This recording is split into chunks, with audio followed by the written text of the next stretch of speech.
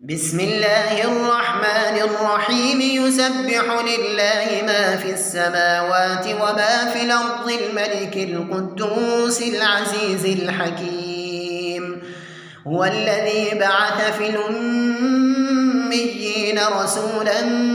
منهم يتلو عليهم آياته ويزكيهم ويعلمهم الكتاب والحكمة وإن كانوا من قبل لفي ضلال مبين وآخرين منهم لما يلحقوا بهم وهو العزيز الحكيم ذلك فضل الله يؤتيه من يشاء والله ذو الفضل العظيم مثل الذين حملوا التوراة ثم لم يحملوها كمثل الحمار يحمل أسفارا بئس مثل القوم الذين كذبوا بآيات الله والله لا يهدي القوم الظالمين قل يا أيها الذين هادوا إن زعمتم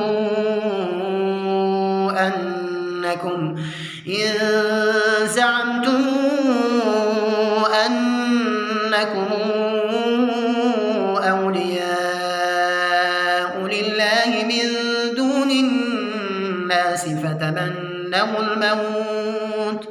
فتمنوا الموت إن كنتم صادقين ولا يتمنونه أبدا بما قدمت أيديهم والله عليم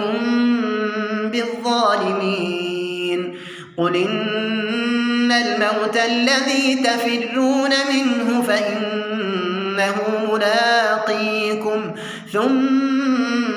تردون إلى عالم الغيب والشهادة فينبئكم بما كنتم تعملون يا أيها الذين آمنوا إذا نودي للصلاة من